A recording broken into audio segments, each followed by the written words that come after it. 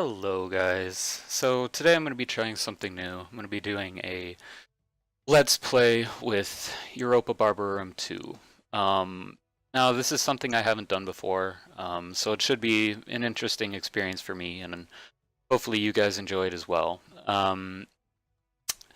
So the game that we're playing, obviously Europa Barbarorum 2, which is a mod for Medieval 2 Total War. Um, the original Europa Barbarorum was a mod for Rome Total War, which I also played, but that came out way back in 2005.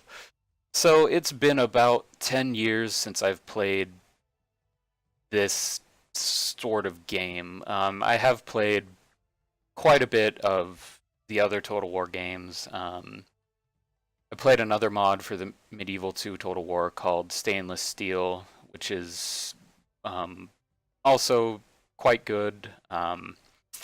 And also, Shogun 2 Total War, and the more recent Warhammer Total War. But I'm coming back to this game because recently I've been learning quite a bit about Greece and Europe around the time of Alexander and shortly thereafter, which is what this game is based around. It starts right after Alexander's death, after his empire has been split up into different factions by the generals that took over. And it's just as the Romans are starting to come into their own. So I'm going to go ahead and get started here. Now, because it has been so long since I've played this game, I'm going to try and familiarize myself with the units and the factions. I'm just gonna go ahead and start with a Roman campaign. Rome, from my experience in the past, was kind of a more easier campaign to run, just because of they don't really have issues with money, and their units are pretty strong. And they're basically set up to, become the Roman Empire that they would be in this game. Eventually they'd basically rule over all the Mediterranean, and up into Britain, North Africa, all of Spain, all over. So that's basically how they're set up, and that's kind of how the game plays out usually. It's kind of rare that would see the Romans not be generally successful. And I'm also just going to go ahead and leave it on medium. So we'll go ahead and jump in here.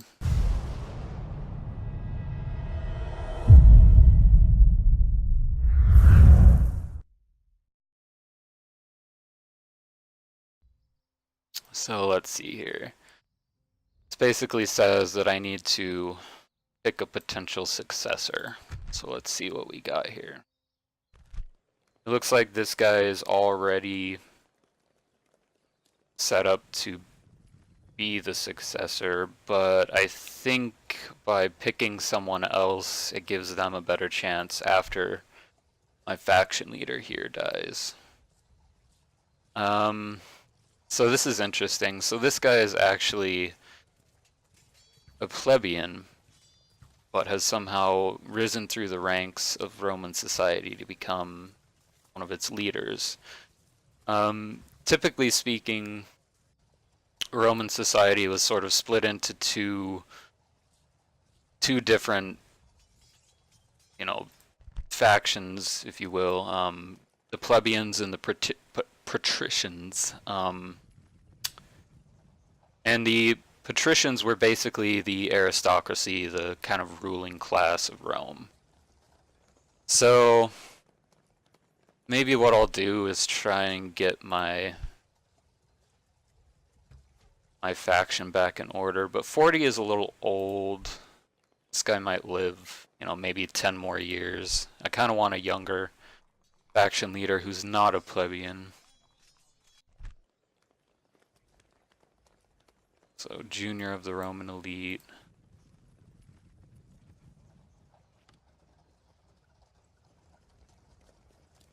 So this guy here is a patrician and younger, so we'll go ahead and pick him. Let's be our faction heir. So see, increased chance of becoming the next heir, so that's good. New people in flight.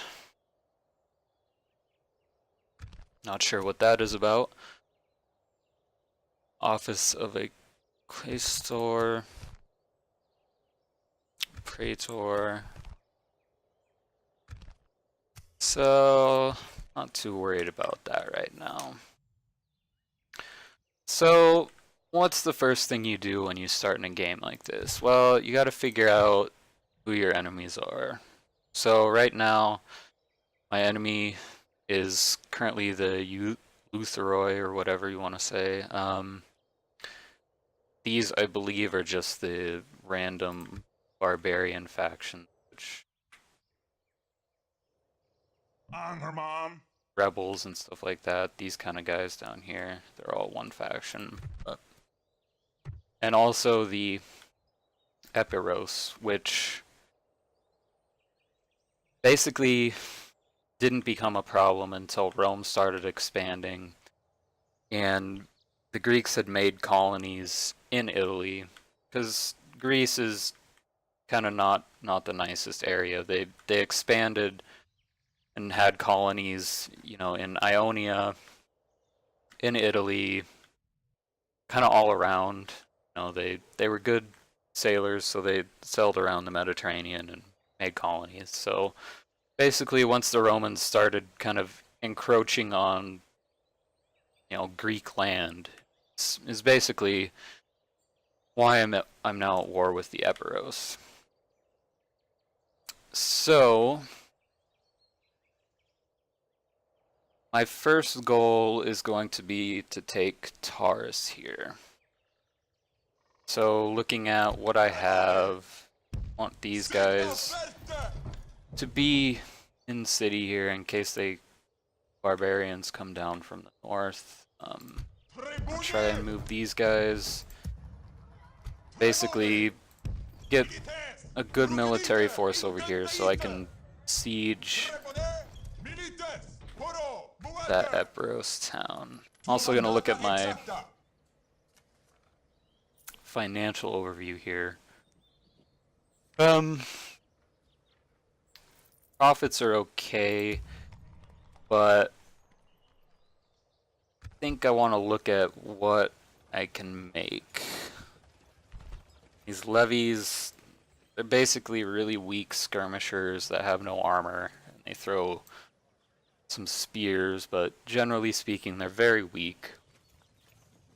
So I'm gonna go ahead and just disband all of my levies to try and get some more profit, make some more room for more elite units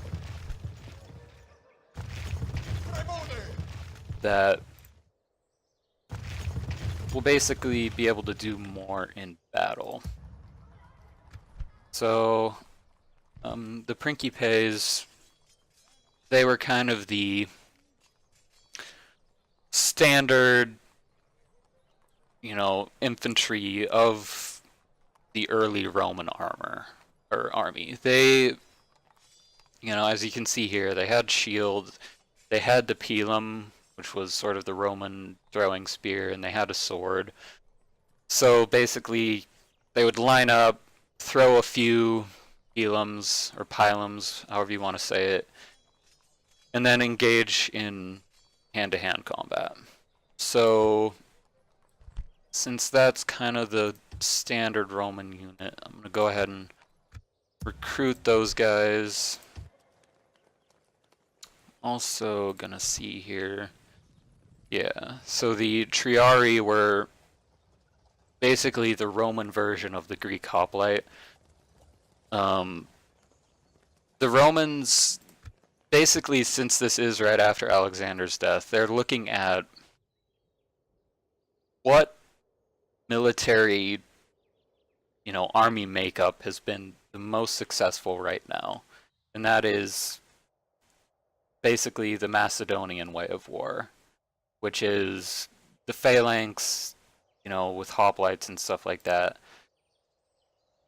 But the Romans also looked to improve on what they had to go with. So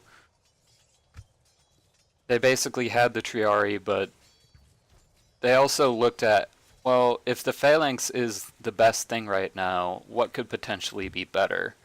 And that's why they went to something like the Principes, and just a more close-up fighting, you know, without the phalanx sarissa, you know, the long pole that a phalanx would use.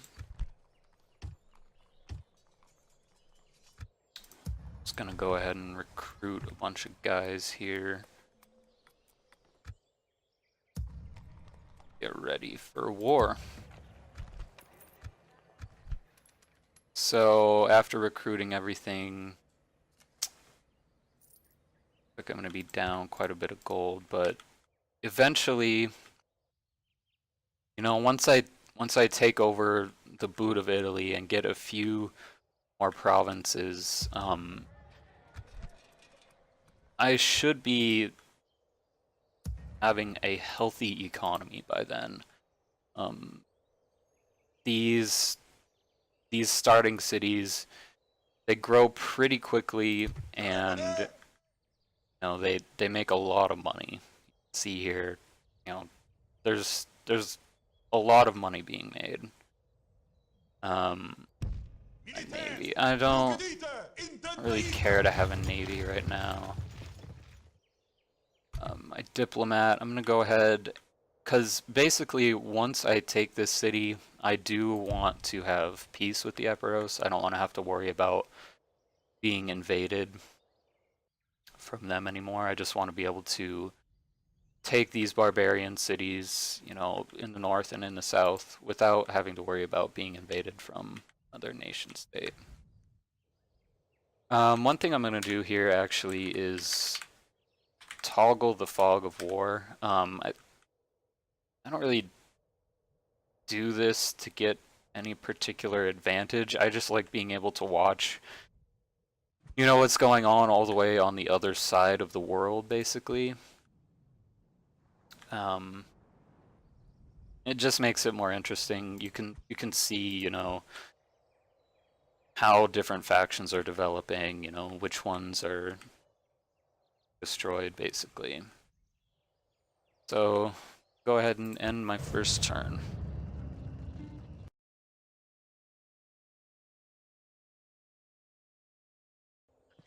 So you can see there's some pretty large barbarian forces in the north there. That will probably issue. So the Epiros actually just bribed this single unit that I had here, which I'm not too particularly worried about. It was an army of Histitai, which were they're light kind of infantry that, you know, they're less armored, do less damage, but they move around a little quicker, but nothing too big. It's just one unit. I'm not that worried about it right now. So there's all my units that have been recruited.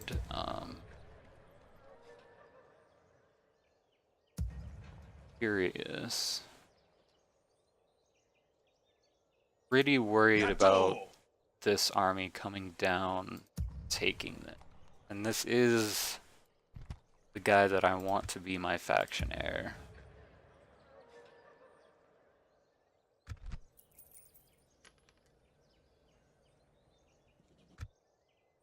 So I think what I'll do, these guys around, so he's with the better military force.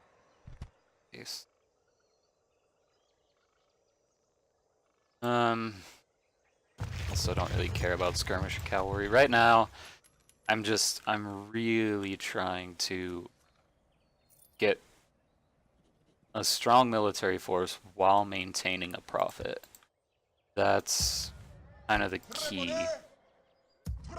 So with these guys, I'm going to go ahead and try and engage. I don't think I'm going to play this one out. It's just kind of unnecessary. 10 to 1. Even if I did play it out, it would end the same way. These guys, they're just going to break. There's no reason for them to be fighting such a superior military force. They basically just got bribed. They're not interested in dying for, their new nation. So after captured one guy, I'll ransom him, but he's just gonna get rejected, which is to be expected. So this one I'm gonna go ahead and play out, just to see, what it's like. Even though it should be a pretty easy win for me. So, not opposed to the weather conditions here. They're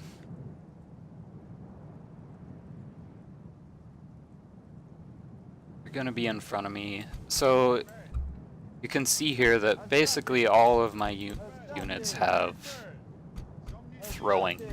some kind of throwing weapon that they'll use when someone gets close enough.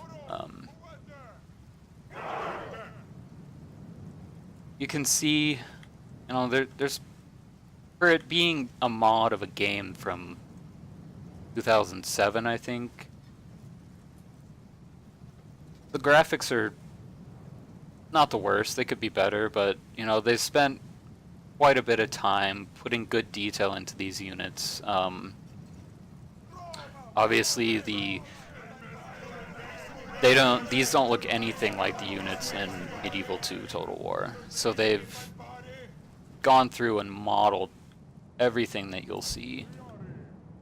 So a lot of work put into this mod, and I think it shows. So just gonna see.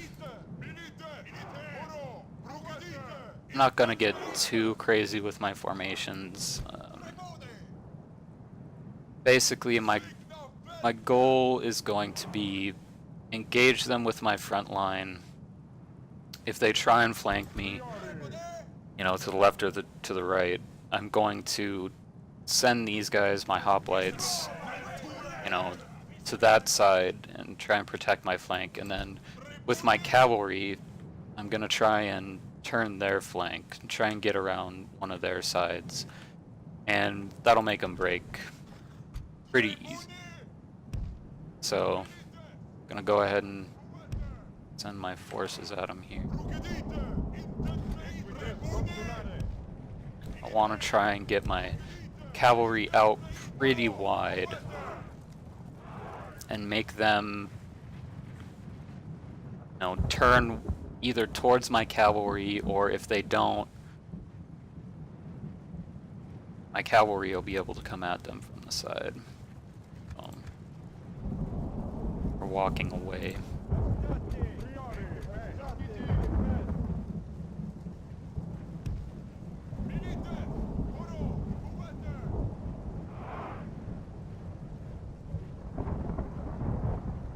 Looks like they're going to try and get up on a hill here. Is less than ideal for me, but I have the cavalry. I have more mobility that way, so it shouldn't matter too much. I have a much larger force. The hills do play a factor. They, if you're marching up a hill, your units do get tired, but it should be okay.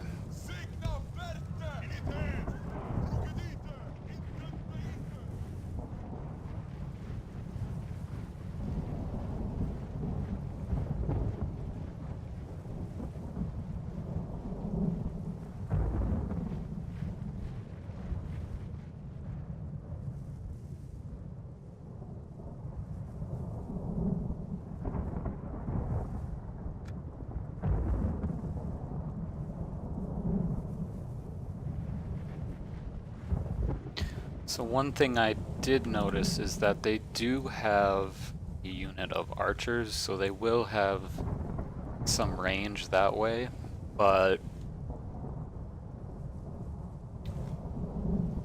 should be fine. Archers aren't too strong, or at least they weren't too strong in the original Europa Barbarorum, so with just one unit I shouldn't lose too many guys walking up this hill here.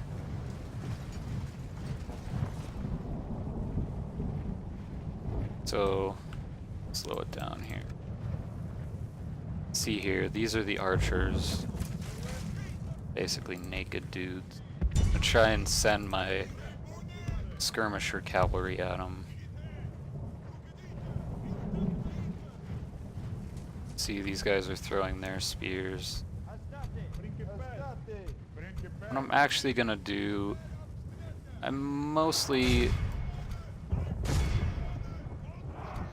really just want them to engage these guys.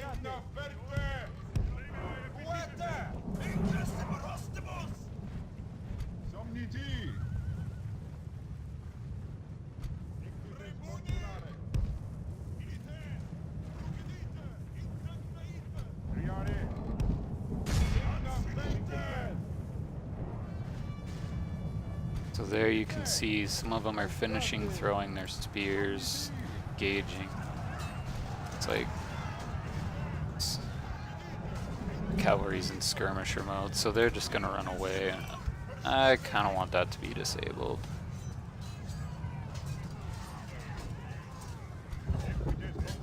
I'm just gonna go ahead and charge my cavalry at the archers. You can see this unit's already routed. They just don't want nothing of it. Go ahead and send my hoplites up. It's my cavalry.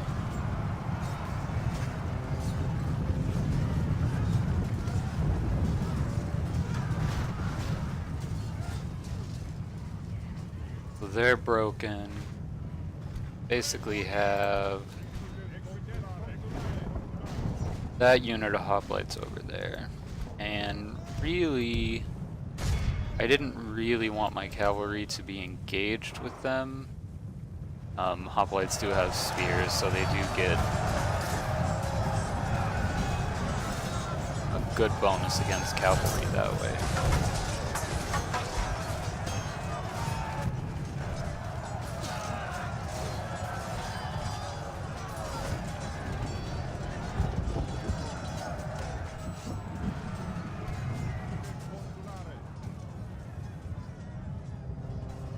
You guys are just running around gathering up prisoners, basically.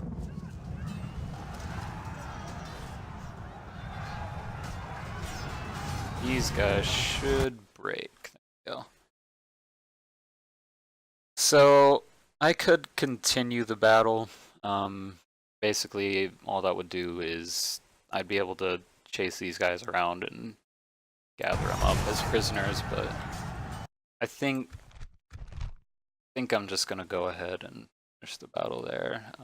So you can see I didn't lose very many guys. That's, you know, people always think that, you know, there's in medieval or, you know, ancient fighting, the goal wasn't to kill a lot of people necessarily. It was to make your enemies flee the field. So that's basically what happened there. Plus, they didn't have a general with them, so their morale was going to be low. But a pretty easy fight. But you know, I'm still just trying to feel out how this game works. You know, try and get reacquainted with it. So this time I did capture quite a few prisoners. They're probably not going to pay the money for them just because it's early in the game. It's likely that the Epiros don't even have that much spare money because, you know, invested into buildings or units or both. Like right now, that would be about half of my total money, and there's no way I would pay that much for, like 100 guys. So, but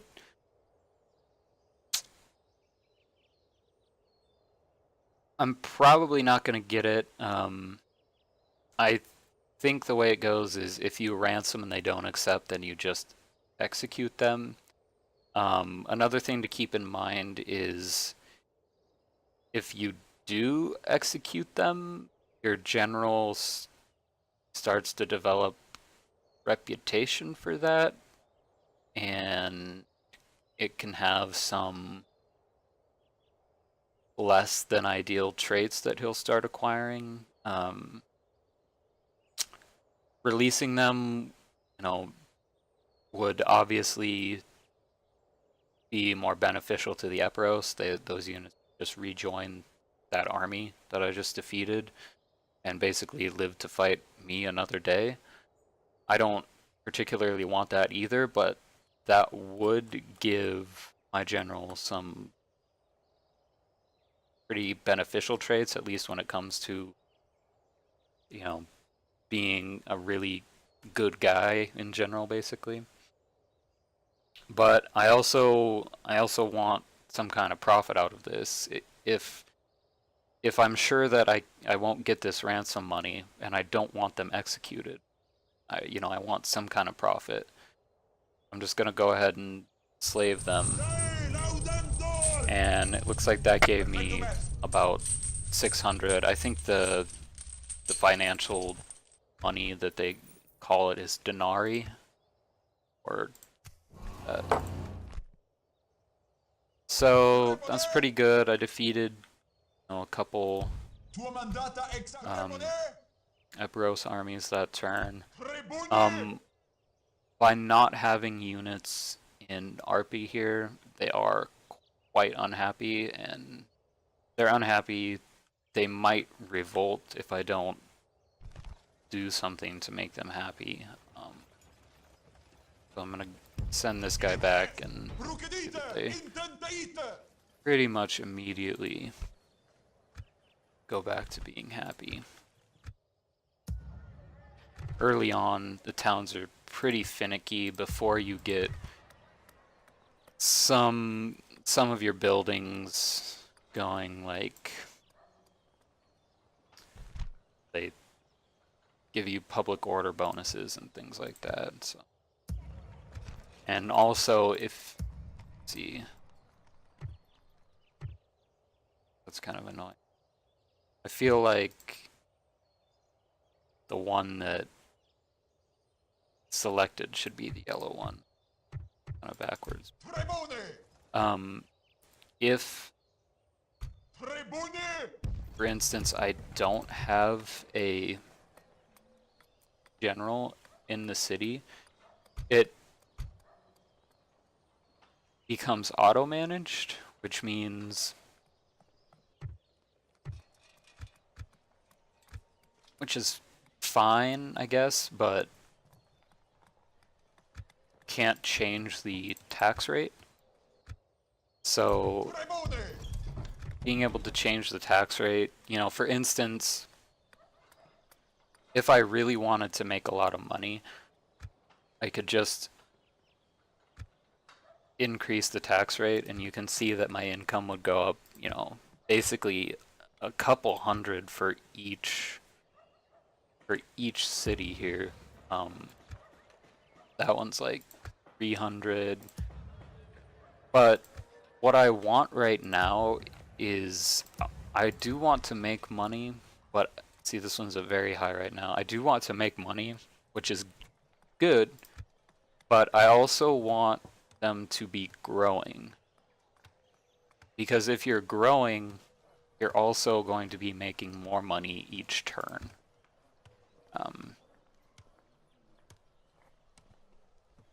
Because you have more people to tax. That's unfortunate. So even on low tax rate, I get no growth.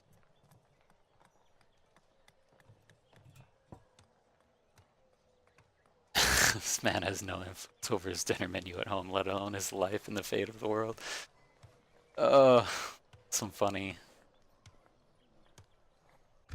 stuff there. I think influence is... I'm trying to figure out...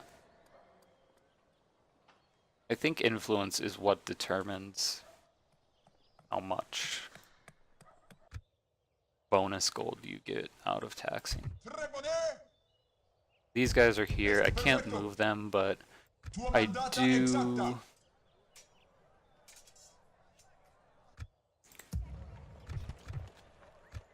Still recruiting guys from... I'm not going to move these guys out of the city because they could potentially bribe them again, and that would be really unfortunate. I can't... You can see I can't actually recruit any more of these guys for a very, very long time. That's one thing about the more elite units, or at least the Roman kind of elite units, is when you do recruit them, it takes quite a while for you to be able to recruit them again. Like, they are strong, but worth it in the sense that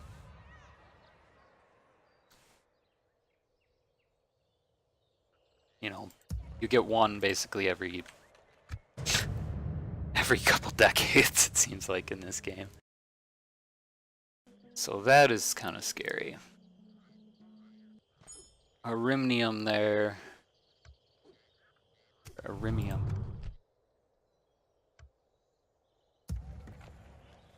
This guy may be in some serious trouble. Some pretty stacked forces up here. I'm gonna move my spy up here. See, that guy's pretty experienced. At it a long time. A lot of hoplites.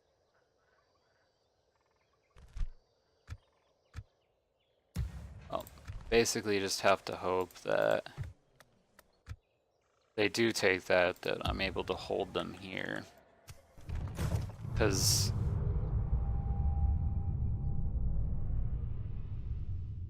I'd really prefer to take Taurus, and there's a city here.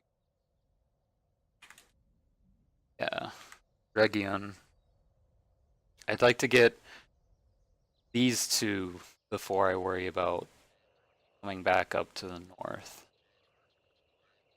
because that's going to be a challenge.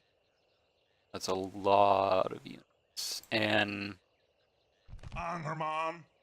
they do have some pretty weak, low morale units, but there's a lot of them.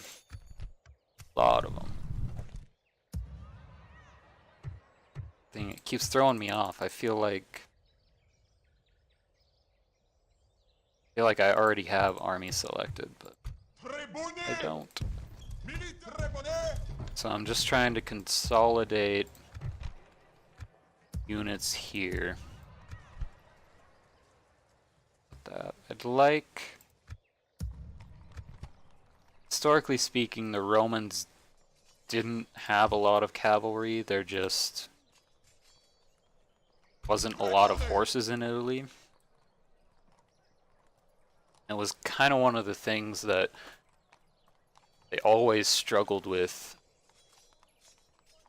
in battle, trying to deal with cavalry when you basically had infantry. That was it. And they also didn't use a lot of archers. See, I can't actually even recruit any archers at all. Maybe... Yeah, there aren't even any mercenary archers that I could potentially recruit, so that's pretty rough. I'm not gonna build anything yet. I'm still trying to build up military force that I need basically to be supported.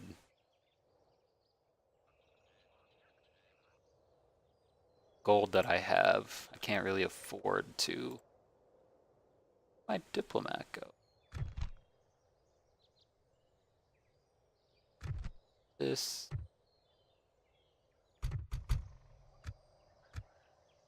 I sworn I told him to go.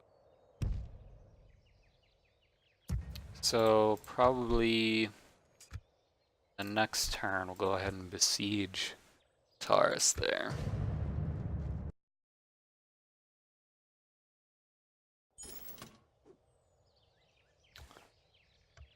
So Visor. Oh, interesting. So it looks like during winter, yeah, do that. You actually get, normally this place had like one recruitment slot, but in winter you get a lot more, which is an interesting, I don't remember that, the first one. See this guy totally ruining my land here. Comes devastation. It's taking a lot of my profits out. They're basically raiding that land. It looks like might also be guys here raiding. I just don't have the army right now to deal with. There's just too many guys. Gonna have to wait it out, basically. Nope. That. They leave me alone. So I could wait for these guys to get retrained, but there's only gonna be a couple extra units that I'm gonna get from that. So I'm just gonna go ahead and besiege. Now, I could wait 6 seasons or 6 turns and they would just basically give up from lack of food, but I don't want to wait that long. That's a long time to wait for a city that I should be able to take relatively easily. So, some more hoplites here. Notice that guy.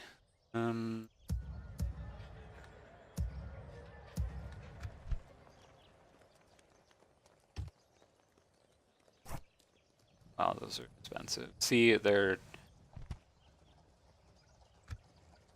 really expensive.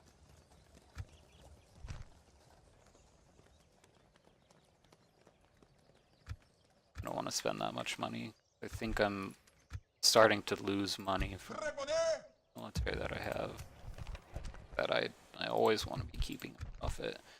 See that I've started going down because of my financials.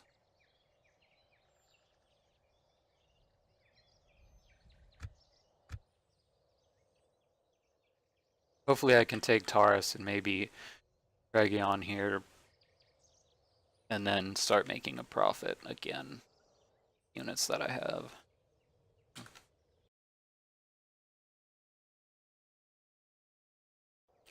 You know, there's this story of Hannibal marching his army, you know, up through here. You know, he had elephants and he marched them across the Alps and he came, you know, down here into the Roman heartland and he basically hung out, you know, ravaging around Rome for 16 years, which is a long, long time. But the Romans, they just could not beat him in a fight here. And what actually ended up happening, um, the Romans sent a force down here and basically besieged Carthage, and were causing problems down here. So they basically had the same strategy, come into your enemy's homeland area and start causing problems. And the Carthaginians, the way the Romans got Hannibal out of Italy was the Carthaginians basically told him to come back and fight the Romans here, because they didn't want the Romans in their heartlands. But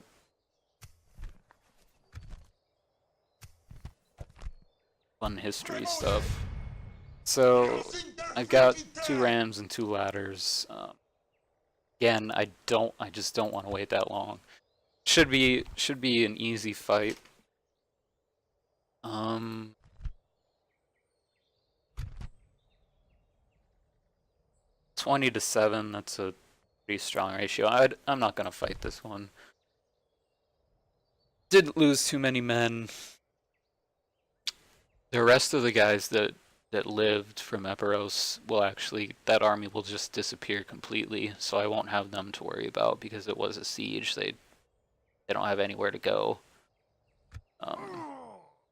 That army just goes away, and I capture Taurus. So the options here, I can occupy, which basically means I leave things the way they were. I don't get much from looting, but the population stays relatively happy. I could sack the settlement, which would basically mean I let my army loose upon the city and they get to do whatever they want. That's a lot of money, like 3,000 more. Slave the population, but the rest of the people that continue living there get quite unhappy, and I want to be able to kind of, relatively speaking, leave here with my army and come down here quickly, within the next couple turns. You could also enslave the entire population, and that would just make everyone even more unhappy. So I'm just gonna walk in, kind of leave things as they are. They're kind of unhappy. People don't like change. See what it says here. Why is everyone? Civil unrest. So that's basically came in and shook things up, and people just generally don't like that. We like to wake up in the same bed that we fell asleep in. So it's a lot of unrest. Repairing these will, fix some of that unrest. That's basically, there's burning buildings, and people like a city to be not burning. And I think I'm also, I have money for it, so I'm also gonna go ahead and install a Roman government, basically a regional pacification. Now I could do this one, and I think what this one is it basically kind of lets them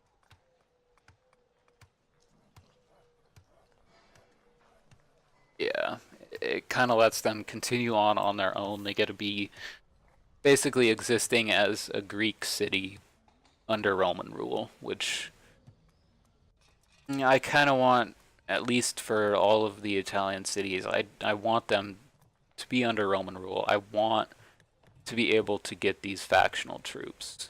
Those, the Principes, the Triari, I want to be able to recruit those guys more often in more places. So that's why I'm going to do the regional pacification. This one also costs more money. I can't imagine why. A lot of historical stuff in here. The important part of it at least in terms of the game, is the strategy. This is the precursor to the construction of any Roman government administration. So I want a Roman government. I need this. It represents the right of the victor to decide the fate of conquered lands. So, to the victor go the spoils, etc. Serves the purpose of temporarily overseeing a region, blah, blah, blah, blah, blah. In anything for term, the system is unsustainable. So, basically, I build this, and it does give me some public order bonus, which is good. This unrest will go down over time as the city becomes more Romanized, basically. The culture right now is mostly Hellenistic, mostly Greek. That's to be expected. There's some Western Mediterranean, which basically means Roman. You can see the pluses here. What I want more pluses. So as it becomes more Romanized, civil unrest will go down. Things will start to turn back to normal. And hopefully, because I basically am going to want to take my entire garrison out. Hopefully, within the next few turns, as things sort of calm down here, I'll be able to do that without fear of bolt.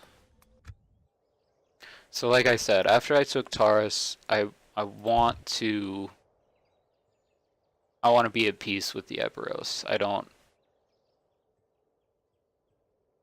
want to be at war with this part of the world right now. I just want to be able to continue down, take Rhegion, maybe go into Sicily and take Messana and Syracuse, but that would put me right at the edge of Carthage, and I'm not sure. Okay. See, they have elephant. I think. Sure. But. Okay, yeah, so it sounds like Rhegion here revolted against me at one point. They're supposed to be protecting, this part of Italy from Taurus. And it sounds like they just decided to take that city for themselves and say whatever to me. So, like I said, that's my next goal. Think that's all I'll do for today. Maybe in the next couple days I'll make another video. We'll take Rhegion and then we'll see what happens from there. I'm still very worried about these barbarian armies up to them. But I think for now, go ahead and save.